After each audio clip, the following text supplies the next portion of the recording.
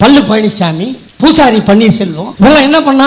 சிரிக்காத, நீ பன்னீர்செல்வத்தை கூப்பிட்டு நிப்பாட்டு, ஒரு காவி வேஷ்டி கட்டு, கையில் ஒரு அருவாவை கொடு, ஐநார் சாமி மாதிரியே இருப்பான். பழனிசாமியை கூப்பிடு, ஒரு பெரிய சேரை போடு, முன்னாடி ஒரு டேபிள் ஒரு கல்லாப்பெட்டி வை, புகாரி ஹோட்டல் மேனேஜர் மாதிரியே இருப்பான். இந்த மதுரையில் ஒருத்தங்கிறான் பார், அவன் பேர் என்ன, செல்லூர் ராஜா, அப்படியே கிளி ஜோசியக்காரன் கருத்தச்ச மாதிரியே இருப்பான். ஆமாங்க, நான் சொல்றது பொய்யா இருந்தா ஆனால் நீ சொல்றது பொய்ன்னு சொல்லி இல்லை ரூமில் வந்து செருப்பால் அடி. சொல்றது அப்படியே இருக்குதா? இன்னொருத்தர் இருக்கிறான் ராஜேந்திர பாலாஜின்னு, அச்சிட்டாக்கு பார்த்துக்கிறியா?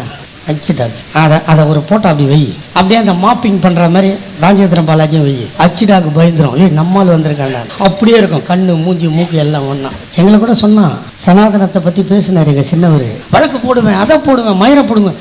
என் உயிரே போனாலும் என் உயிர் மயிருக்கு சமம், பின்வாங்க மாட்டேன், மன்னிப்பு கேட்க மாட்டான் இந்த உதயநிதி, ஏனென்றால் நான் கலைஞரின் பேரன். இந்த தைரியம் உங்களுக்கு இருக்குமாடா? எங்கள் அண்ணன் தளபதி கூட புதுக்கோட்டையில் தான் இருந்தார், அங்கே கேஸ் போட்டான், நெடுஞ்சாலை இந்த பிரிட்ஜு கட்டணும்ல 10 பிரிட்ஜு, கேஸ் போட்டான். நேராக நைட்டு தங்கி காலையில் போக வேண்டிய எங்கள் அண்ணன் தளபதி நைட்டோட நைட்டாக கிளம்பி குளிக்காமல் கொள்ளாமல் காலையில் 10 மணிக்கு போய் கமிஷனர் ஆஃபீஸில், யோ commissioner, I am M.K. Stalin, son of Karunanidhi, என் மேலே கேஸ் போட்டிருக்கேன்னு கேள்விப்பட்டேன், என்ன கேஸ், என்ன அரெஸ்ட் பண்ணு. அந்த ஆம்பளத்தனம் அதிமுக காரனுக்கு அடியோட கிடையாது.